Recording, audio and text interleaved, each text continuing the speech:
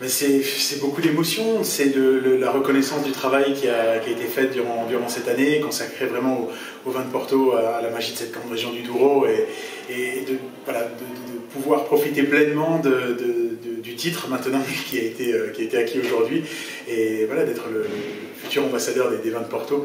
Moi, j'en suis ravi, c'est de la joie, c'est de l'émotion, c'est plein de choses comme ça à chaud, c'est du bonheur à l'état pur. Il faut absolument aller à Porto. On ne peut pas comprendre les vins de Porto sans aller ni à Porto, Villanova de Gaia, et dans le Douro, les deux sont essentiels. Je pense que la grandeur, la magie de cette région intervient vraiment, et on peut seulement l'appréhender en étant directement sur place. C'est le cas avec beaucoup de vignobles, mais encore plus particulièrement sur Porto. Pour moi, le Master of Port, c'est effectivement une envie, l'envie de travailler, l'envie de me confronter aussi un petit peu au concours. Je suis pas un habitué, j'avais fait une demi-finale de meilleur jeune sommelier de France en 2015. Pour moi, l'idée des concours, c'est vraiment au moment d'y aller. Je m'épanouis pleinement dans mon travail. J'ai vraiment envie de rechercher comme cela assez ponctuellement à travers les concours. Je vais dans un concours au moment où je me sens prêt à y aller, et pas forcément parce qu'il est organisé tous les 2 ans ou parce qu'il est organisé tous les 3 ou 4 ans. C'est pour moi l'envie d'aller rechercher ces expériences. Ça permet aussi d'aller toujours à la découverte et de toujours être curieux. Ça, c'est une importance fondamentale dans notre métier. Mais cette envie des concours, pour moi, le Master of Port était l'envie d'un concours national, l'envie d'aller rechercher, de puiser plus loin dans la grandeur des vins de Porto. Et c'est ce que tout le syndicat des grandes marques de Porto, l'IVDP, l'UDSF met en œuvre pour valoriser ces grands vins. Préparation pure pour le concours, pour en arriver jusqu'à aujourd'hui, c'est depuis février. Je suis inscrit depuis fin de l'année dernière, mais février a été le début, avec un voyage avec ma compagne dans le Douro pendant une dizaine de jours, l'organisation de dégustations, les visites dans le Douro, profiter aussi un petit peu des vacances pour m'immerger complètement dans ce monde-là. Et puis après, les préparations, c'est beaucoup de théorie, beaucoup de dégustations, de pratiques, la possibilité, les dégustations que j'ai pu faire dans les domaines. On a pu encore faire des dégustations avec l'invitation incroyable qui a eu lieu là au mois d'octobre. J'ai eu quelques échantillons, j'ai acheté des bouteilles de Porto également pour y arriver, parce que voilà, il faut aussi aller rechercher toujours. On ne peut pas toujours attendre que tout nous vienne. Donc c'était toujours l'envie de déguster. Alors voilà, les bouteilles qui étaient partagées avec les amis, des dégustations à l'aveugle et tout ça. Et donc c'est une préparation qui s'est faite dans ce sens.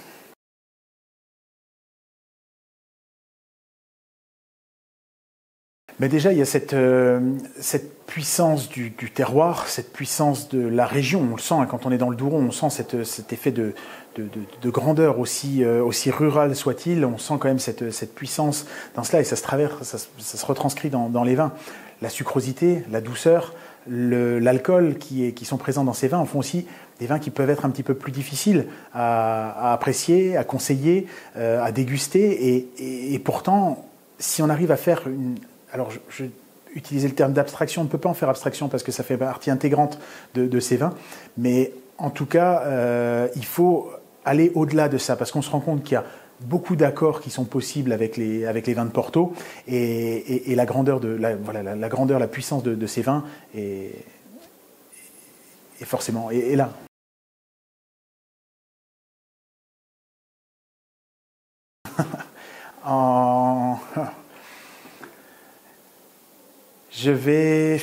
C'est très compliqué parce qu'il y a toujours un moment pour apprécier un Porto.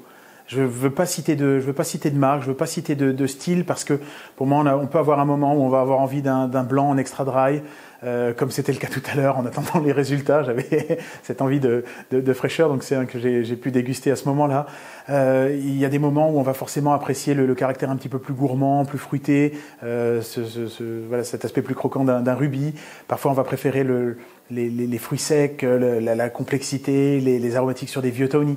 Ça dépend vraiment du moment. Moi, j'ai aucune préférence par rapport à ces Portos. La diversité fait vraiment tout le charme aussi, et la grandeur de Porto.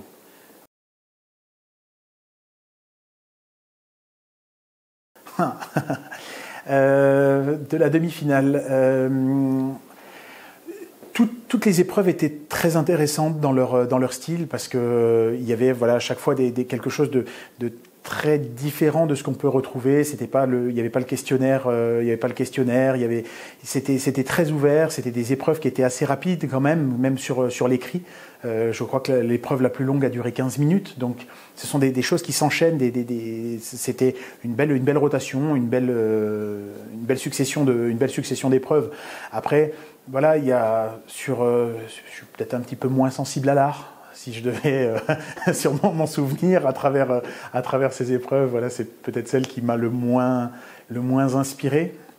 Voilà, après, à travers les dégustations, c'est toujours un grand plaisir. La finale était très bien parce que je me suis vraiment senti dans mon élément. C'était une salle de restaurant. La salle, en plus, dans laquelle on était remarquablement bien insonorisée. On pouvait faire abstraction facilement du public qui était bien présent, mais sans être oppressant parce qu'on pouvait vraiment avoir sur scène cette table de clients, une prise de commande, un service, une dégustation. On n'avait pas ce sentiment d'être observé, alors que pourtant c'était le cas, retransmission en direct et tout. C'est ces paramètres qui rentrent dans la tête quand même les jours précédents et finalement dont j'ai peut-être réussi. Alors voilà, mon anxiété naturelle ne m'aide pas forcément, mais j'ai quand même réussi à prendre le pas là-dessus. Voilà, toutes les épreuves étaient des épreuves de service, c'est le quotidien, mon plus gros regret, c'est peut-être sur la dégustation du vintage, où je n'ai pas forcément été dans l'analyse très, très claire et bien distincte de ce vin, où j'aurais peut-être pu mieux faire sur ça. C'est mon principal regret par rapport à cela. Après, l'ouverture au feu, c'est toujours un moment extraordinaire aussi. C'est Guillaume Haro qui a pu le faire, trois ouvertures au feu en ligne comme ça, c'est quand même assez inédit. Et voilà, il faut...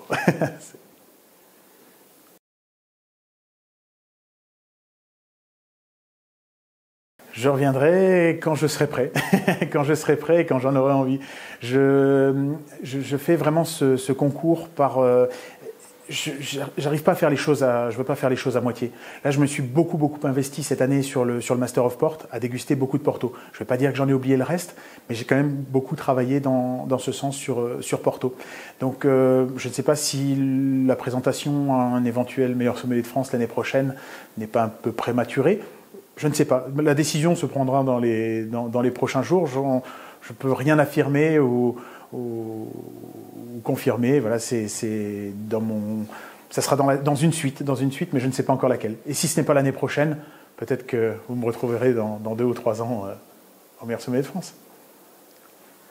En tout cas, une première participation au Master of Port. Première participation, première demi-finale, première finale et première victoire, ça peut être qu'un moment émouvant.